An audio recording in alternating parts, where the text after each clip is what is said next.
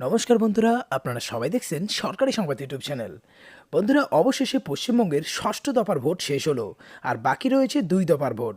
কিন্তু আজকের এই ভোটে করোনা সংক্রমণের প্রভাব দেখে রীতিমতো ঘাবড়ে গেলেন মুখ্যমন্ত্রী বা তৃণমূল সরকার। তার কারণ, গত 24 ঘন্টায় এবার আমাদের দেশে করোনা সংক্রমণের পরিমাণটা 3 লক্ষের গণ্ডি পার করেছে।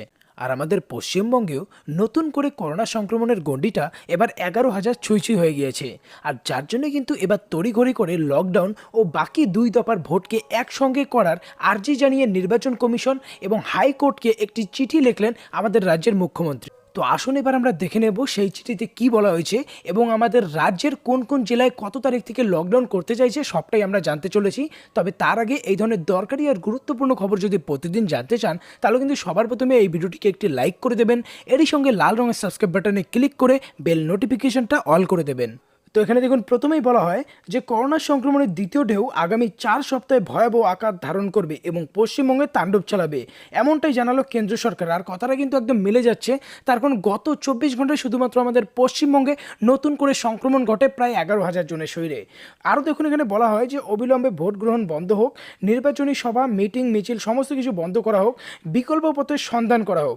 একগুচ্ছ দাবি নিয়ে কলকাতা হাইকোর্টে আজকে জনস্বার্থ আবারও মামলা করা হলো। ভোট বন্ধের জন্য নির্বাচন কমিশনকে চিঠি লিখলো ওয়েস্ট বেঙ্গল ডক্টরস ফোরাম। পশ্চিমবঙ্গে এখনো 2 দফার ভোট বাকি রয়েছে, আর অপরদিকে এই 2 দফার ভোট যাতে একসঙ্গে করা হয়, যার জন্য নির্বাচন কমিশনের কাছে আর্জি জানালো শাসক দল। সপ্তম ও অষ্টম দফার ভোট একসঙ্গে করার দাবি জানিয়ে মঙ্গলবার কমিশনের কাছে চিঠি দিয়েছে তৃণমূল। আর ঠিক তারপরেই নির্বাচন কমিশন সূত্রে খবর অনুযায়ী আগামীকাল দুপুর 2টায় মুখ্য নির্বাচনী আধিকারিকের দপ্তরে সর্বদলীয় বৈঠক ডাকা হয়েছে। প্রতিটি রাজনৈতিক দল থেকে একজন করে প্রতিনিধিত্ব করবেন। এছাড়াও জেলা শাসক, পুলিশ সুপার উক্ত বৈঠকে উপস্থিত থাকবেন। এরই সাথে মুখ্যমন্ত্রী পরিষ্কার করে জানিয়ে দিয়েছেন, একবার যদি 2 দফার ভোট একসঙ্গে শেষ হয়, তাহলে কিন্তু খুব শীঘ্রই আমাদের আবারও লকডাউনের পথে হাঁটতে হবে।